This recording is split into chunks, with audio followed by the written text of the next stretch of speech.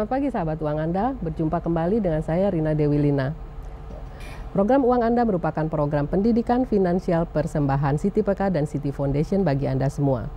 Sahabat Uang Anda, banyak tema yang sudah kita diskusikan mulai dari pengelolaan keuangan keluarga, pengembangan usaha, hingga berhemat menjelang hari raya. Berbagai tema yang kami angkat tersebut merupakan bagian dari komitmen Yayasan Ladang Media bersama City Foundation untuk memberikan pencerahan tentang pentingnya pendidikan keuangan bagi masyarakat Indonesia. Khusus untuk episode pagi ini, kami ingin mengajak sahabat uang Anda untuk mendiskusikan manfaat pendidikan pengelolaan keuangan bagi kehidupan finansial yang lebih baik. Dan untuk membahas topik ini, telah hadir tamu istimewa di studio uang Anda. Beliau adalah Ibu Kusumaning Tuti S. Sutiono yang akrab dipanggil Ibu Titu. Beliau adalah anggota Dewan Komisioner Otoritas Jasa Keuangan, bidang edukasi dan perlindungan konsumen. Nah, selamat pagi Ibu Titu.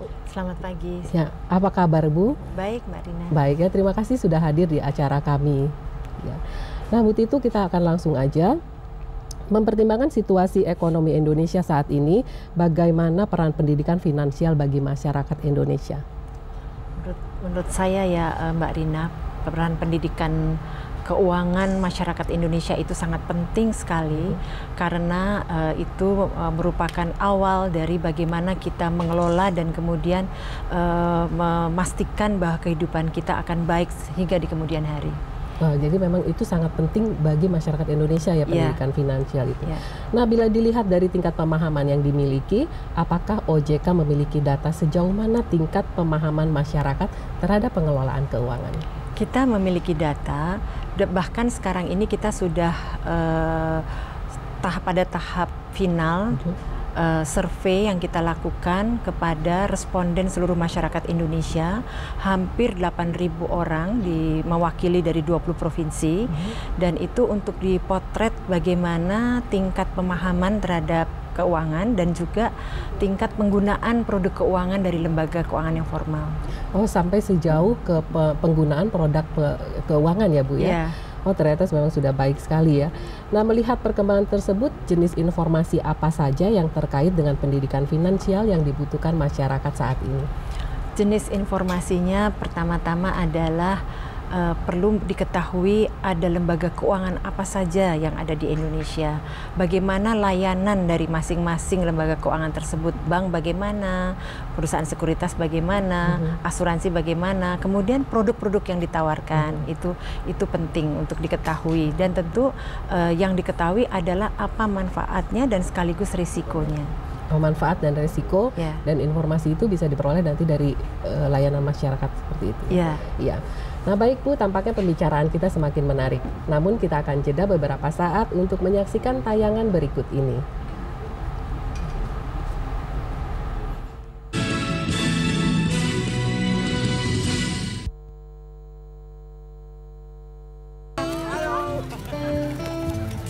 Balonnya meledak. Tiup lagi. Waduh, ban sepeda meledak. Bisa ditambah lah itu. Pak, jumlah penduduk meledak. Gawat nih. Bisa jadikan pepes kita. Makanya ikut kami. Agar kita dapat membangun keluarga kecil bahagia, sehat, dan sejahtera. Pernikahan ini bukan cintanya yang terlarang, hanya waktu saja belum tepat merasakan semua. Pernikahan ini sebaiknya janganlah terjadi, namun putih cinta membuktikan dua insan tak dapat dipisahkan.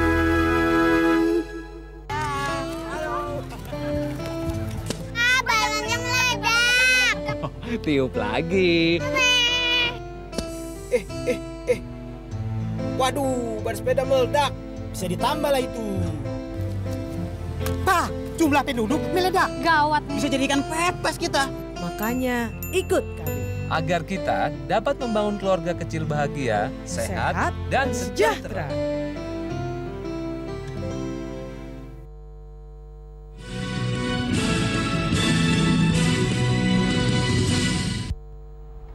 Baiklah, kini saatnya saya akan membuka segmen interaktif di nomor di bawah ini.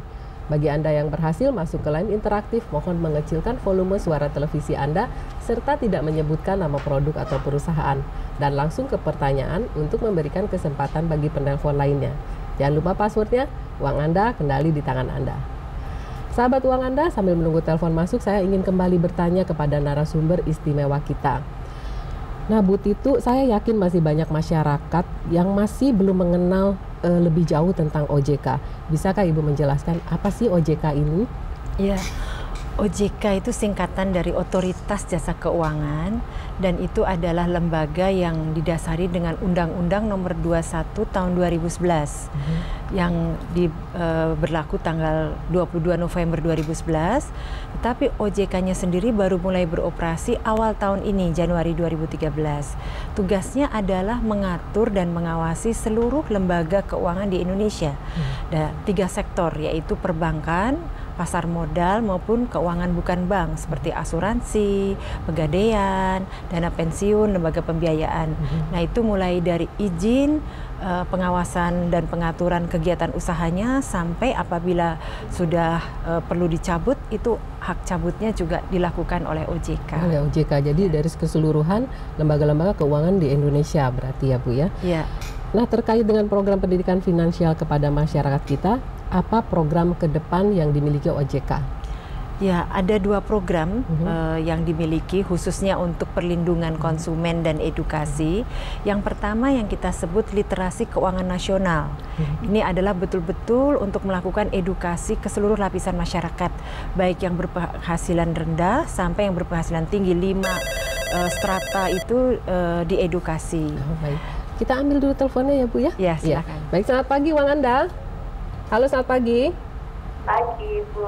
Pagi, dari mana dan dengan siapa? Dari Ibu Antin, Samarinda. Ibu Antin, ya, silakan. Ya. Pertanyaannya? Ini, Bu, saya punya dana 25 juta. Terus saya ingin ikut pasar modal itu loh, Bu. Tapi tidak tahu caranya. Iya, mungkin saya bisa dapat panduan dari mana gitu, atau mungkin saya harus menghubungi siapa gitu, ya. Iya, baik. Baik, terima kasih Ibu Antin atas pertanyaannya. Terima kasih. Ibu silakan mau menjawabnya. Silakan. Jadi Bu Antin bisa datang ke banknya Bu Antin sekarang, di mana banknya. Lalu tanya kepada customer service-nya bahwa Ibu akan mulai beraktivitas di bidang pasar modal. Mulai dengan bentuk yang sederhana dulu, misalnya reksadana pasar uang. Nanti dijelaskan Bu caranya, bagaimana memindahkan dari tabungan Ibu ke bentuk reksadana itu, dan juga dijelaskan manfaat maupun risikonya itu. Begitu, Bu. Baik, nah terima kasih Ibu sudah menjawab untuk Ibu Antin. Jadi tinggal datang ke bank aja sih sebenarnya, tanya produk-produk apa yang berhubungan dengan pasar uang gitu, pasar modal, dan mulailah dengan produk yang paling sederhana. Paling sederhana, misalnya dan resikonya reksadana pasar uang. Iya, itu resikonya yang ya? lebih kecil. Lebih kecil dari yang lain. Nah, baik Ibu, ada lagi saya mau tanyakan, apakah OJK ini melibatkan pihak lain dalam edukasi pendidikan finansial kepada masyarakat? Oh ya, tentu saja, karena edukasi ini adalah kepentingan dari semua pihak sebetulnya. Jadi pertama-tama tentu asosiasi lembaga keuangan, asosiasi perbankan, asosiasi pasar modal dan lembaga keuangan itu kita libatkan, dan juga pihak stakeholder lainnya ya. Jadi pemerintah ini kita melakukan perjanjian kesepahaman dengan Menteri Mendikbud, dengan Menteri Perlindungan Wanita, Menteri Peranan Wanita dan Perlindungan Anak, dengan Menteri Tenaga Kerja, dan kemudian juga dengan penggiat perlindungan konsumen, dengan pihak universitas. Jadi banyak sekali yang kita ajak untuk bersinergi. Oh, ternyata jadi banyak sekali pihak yang dilibatkan untuk memberikan pendidikan edukasi finansial keuangan ini ya untuk masyarakat. Nah, berdasarkan informasi yang ada diketahui bahwa kemampuan masyarakat Indonesia ini dalam memanfaatkan produk perbankan tergolong masih rendah gitu, dibanding dengan negara ASEAN lainnya. Apa yang sudah dilakukan oleh OJK untuk meningkatkan pemanfaatan produk perbankan tersebut? Ya, jadi bukan hanya produk perbankan ya yang kita edukasi, produk lintas semuanya. Jadi perbankan, pasar modal dan non bank. Ini sekarang tahap pertamanya adalah kita sekarang datang ke 20 kota dan juga yang kita sasar adalah berbagai segmen, mulai dari anak sekolah, mahasiswa, ibu rumah tangga, pengusaha UMKM, juga termasuk pensiunan, itu diberikan pemaparan dan pelatihan, termasuk tanya jawab. Itu apa saja, tentu diawali dengan pengenalan OJK dan kemudian produknya apa saja itu tabungan, deposito dan bagaimana juga bekerjanya, kemudian apa itu reksadana dan kemudian juga asuransi, dan di samping itu juga diberitahu tentang perencanaan keuangan, perencanaan keuangan yang baik, lalu juga tips berinvestasi. Lalu juga tips berinvestasi. Ya. Karena banyak yang terbingungkan nih antara reksadana dengan asuransi yang sekarang ini gitu ya. Ternyata diberikan banyak pendidikan ya oleh OJK kalau gitu. Nah, Ibu, apakah target OJK dalam meningkatkan kemampuan pemahaman pendidikan finansial masyarakat? Tapi kita ambil teleponnya dulu. Ya. Halo, selamat pagi Uang Anda. Halo. Iya, selamat pagi. Pagi, Bu. Pagi, dari mana dan dengan siapa? Saya dari Bu Titi, Surabaya. Bu Titi, Surabaya, ya silakan. Mau tanya, saya 18 tahun yang lalu beli saham Telkom. Terus sampai sekarang saya dapat dividen, ambilnya di BNI 46. Umpama saya mau menjual kembali itu kemana ya Bu ya, untuk di Surabaya? Oh, baik. Baik, terima kasih atas pertanyaannya untuk Ibu Titi dari Surabaya. Silakan Ibu. Terima kasih. Bu Titi juga bisa menghubungi kembali broker yang pada waktu itu membeli sahamnya, atau biasanya Ibu mengambil dividennya melalui bank yang ditunjuk, Ibu juga bisa menyampaikan kepada customer service-nya bagaimana kalau Ibu berniat menjual saham itu. Tentu penting diperhatikan kapan saat-saat yang baik untuk menjual supaya diperoleh capital gain dan sebagainya. Ini udah 18 tahun ya belinya, jadi kemungkinannya keuntungannya udah cukup banyak. Tapi kalau dia mau jual berarti tidak usah harus langsung ke bursa efek ya Bu ya. Tidak. Tetapi bisa melalui broker atau agen penjual. Ya. Baik Ibu, nah sebagai regulator bagaimana OJK melindungi masyarakat bila mereka memiliki masalah dengan lembaga keuangan? Betul Mbak Rina, kita sekarang sejak bulan Januari 2013, jadi sejak kita baru beroperasi, itu langsung membuka contact center namanya. Di situ dapat dihubungi baik melalui telepon atau melalui email untuk menanyakan informasi atau menanyakan segala sesuatu hal yang berkaitan dengan jasa pelayanan lembaga keuangan atau produk-produknya. Di samping itu juga bisa menyampaikan pengaduan apabila terjadi dispute, perselisihan paham dengan lembaga keuangannya, dengan bank atau dengan asuransinya, dan tidak tercapai kesepakatan, bisa disampaikan ke OJK. Ini merupakan bentuk dari perlindungan konsumen. Di samping itu kita juga memberikan fasilitasi kalau seandainya tidak bisa selesai, itu bisa kita mediasi atau adjudikasi. Dan sementara itu dalam jangka panjang nanti OJK akan mengkoordinasikan badan yang akan berfungsi memfasilitasi penyelesaian sengketa yang di luar pengadilan. Oh, yang di luar pengadilan, semacam arbitrasi.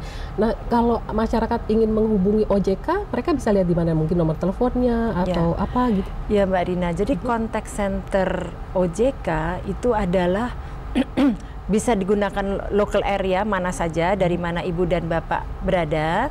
Misalnya kalau di Jakarta ya 021, kemudian 500 655. Teleponnya 500 655. Tetapi kalau alamat emailnya konsumen@ojk.go.id. Nah, mudah-mudahan masyarakat ini bisa mencatatnya supaya mereka kalau ada pengaduan bisa langsung ke OJK. Lalu pertanyaan berikutnya, itu Bu, apa namanya?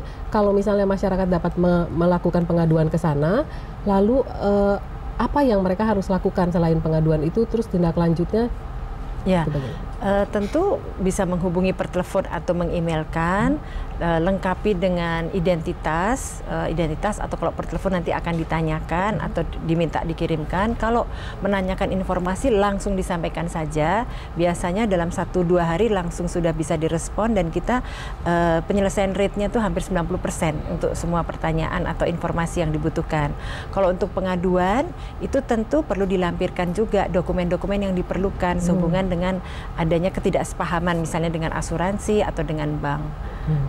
Jadi mudah sekali Bu Rina caranya. Sebenarnya mudah sekali ya, tinggal mudah ditelepon sekali, dan melakukan apa namanya, dan tinggal menelpon atau mengirimkan email dan responnya dan akan juga cepat bisa ya. ditanyakan kira-kira kapan gitu bisa direspons. Oh, langsung ditanyakan kapan dijawabnya ya.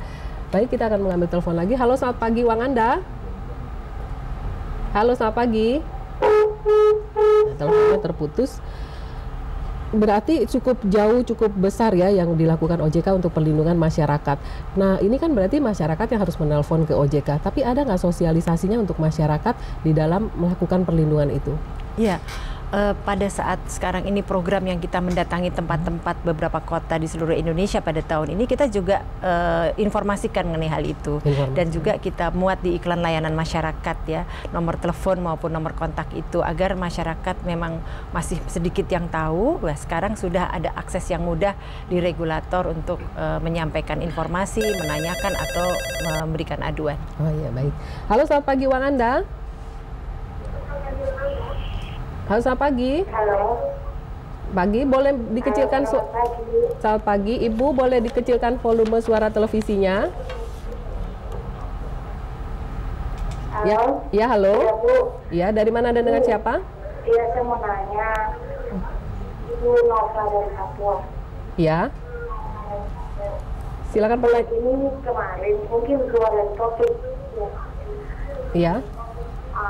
Saya punya uang 100 juta kemarin, terus saya beli kios.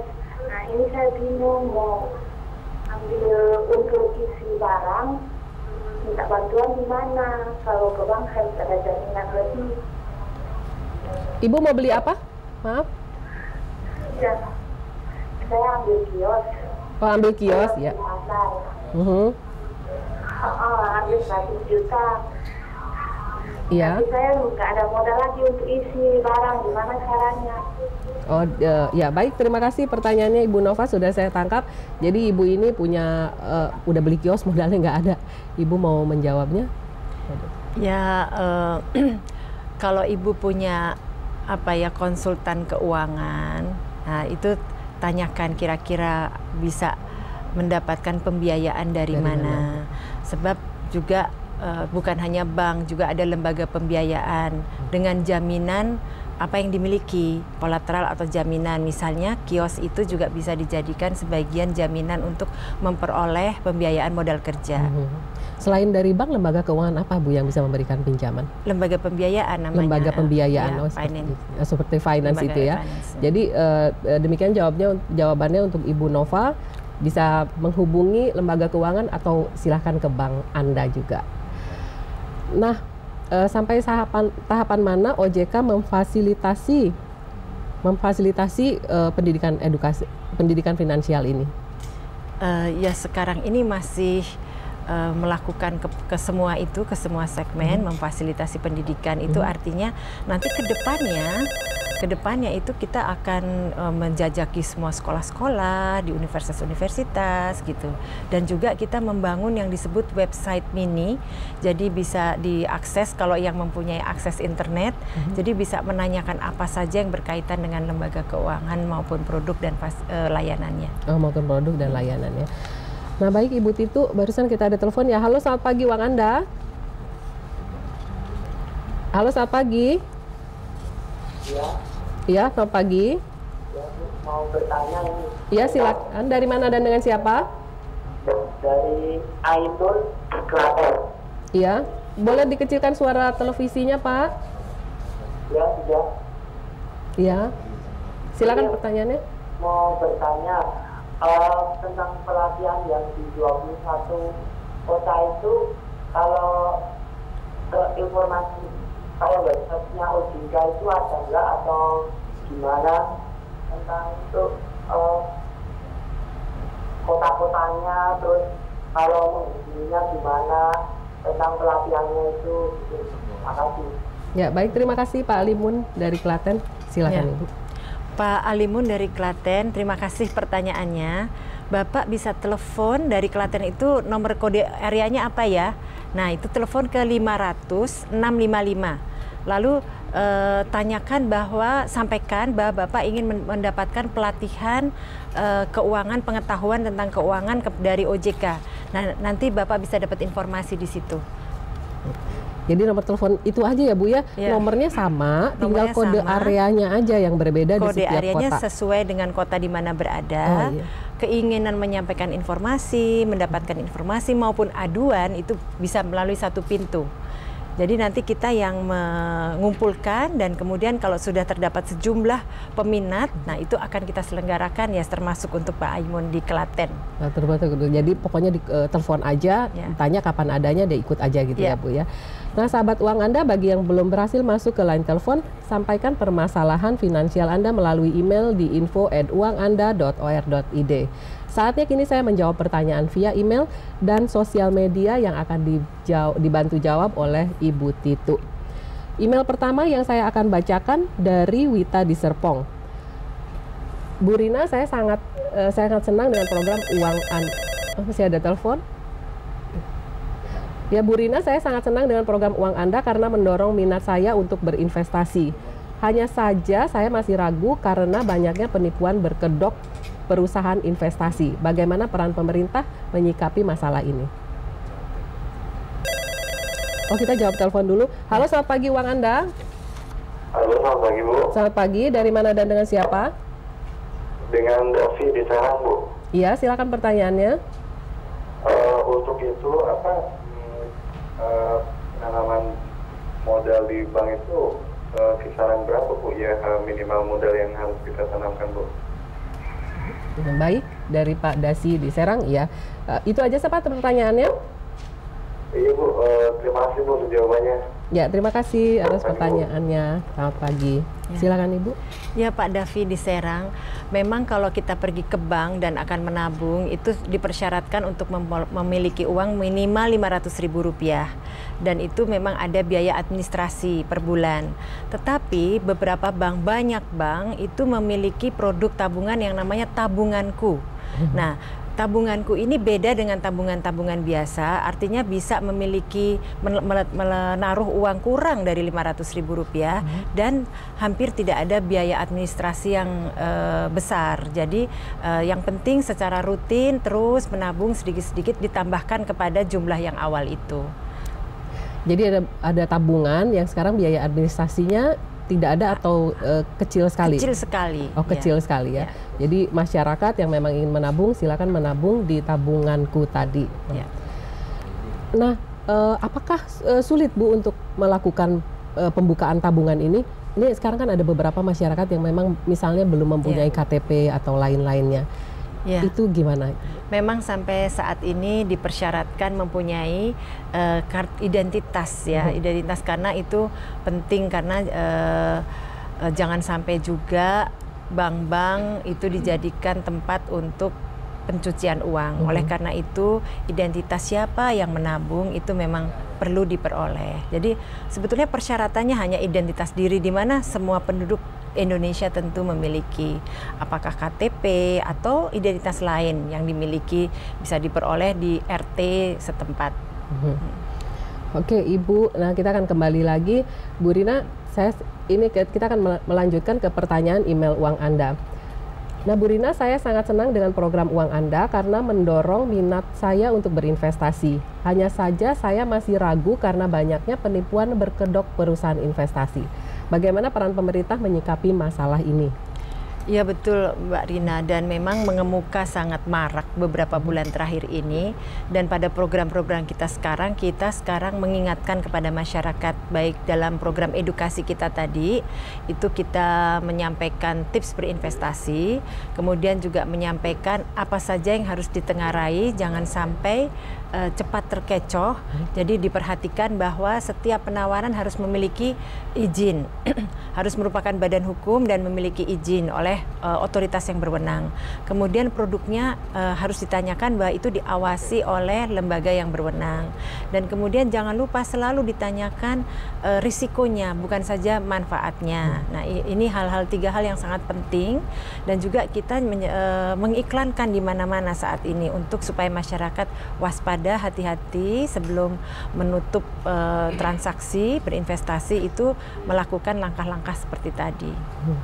Jadi memang sosialisasinya cukup banyak untuk mengingatkan masyarakat. Banyak sekali penipuan yang berkedok investasi. Jadi memang harus hati-hati. Memang harus hati-hati. Nah, selanjutnya pertanyaan dari fanpage yang datangnya dari Andi. Apa yang harus dilakukan masyarakat ketika tersadarkan tertipu dengan mentransfer sejumlah uang kepada seseorang yang mengatasnamakan pemberi hadiah atau dengan dalih apapun? Dan bisakah dilaporkan dan orang yang memiliki rekening ditangkap? Ya, jadi kalau mengalami kejadian seperti itu, yang pertama kali dilakukan adalah hubungi bank Anda. Jadi langsung laporkan apa yang terjadi supaya dengan segera pada saat kesempatan pertama bank bisa meminimalisir, mengambil tindakan. Dan kemudian tentu yang kedua melaporkan kepada yang berwajib. Jadi dapat saya sampaikan juga baru-baru ini ada ketentuan dari PPATK yang mengatur bahwa penyidik atau penegak hukum bisa meminta kepada bank untuk menahan dulu apabila ada laporan, tidak ada transaksi dulu, sehingga kalau ada permintaan transfer kepada yang tidak berhak itu bisa dikembalikan kepada yang pemilik rekening yang sebenarnya. Perlu proses berapa lama itu, Bu? Pokoknya begitu ketahuan bahwa merasa ada penipuan, cepatlah langsung lapor ke banknya. Jadi langsung bank bisa mengambil tindakan cepat. Jadi dia langsung ditahan, tidak boleh ada transfer lagi. Tidak boleh ada penarikan dari rekening yang ditransfer seperti kecuali oleh yang berhak betul-betul. Kecuali orang yang berhak, ya baik. Nah, Ibu, ini pertanyaan terakhir. Bisakah Ibu memberikan kesimpulan singkat bagaimana rencana OJK dalam meningkatkan kapasitas pengelolaan finansial masyarakat? Ya, jadi dalam mengelola keuangan kita, para pemirsa sekalian, itu memang ada jangka pendek, jangka menengah, dan jangka panjang. Yang pertama-tama kita jangka pendek, kita mulai memahami dulu apa saja produk keuangan, lembaga keuangan, itu pengenalan supaya timbul kepercayaan. Dan kemudian yang kedua, jangka menengahnya kita melakukan edukasi juga supaya mempunyai keahlian bagaimana caranya menggunakan tabungan, tadi mau membuka reksadana dan sebagainya. Dan yang ketiga, kita menanamkan supaya kepercayaan itu berlangsung terus, sehingga hubungan dengan lembaga keuangan itu baik dan otomatis pengelolaan keuangan masyarakat akan terjaga dengan baik.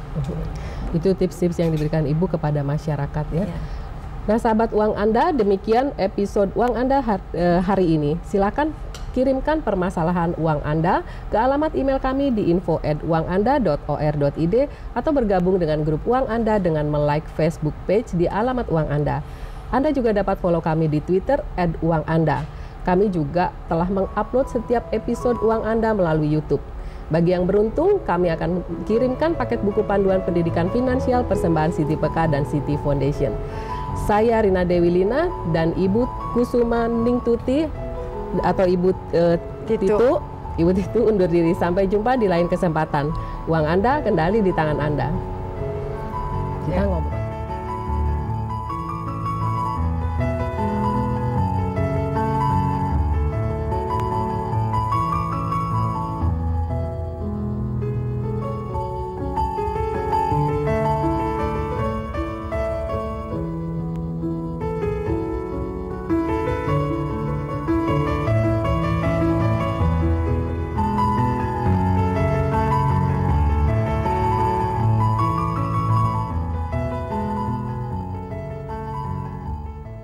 Acara ini dipersembahkan oleh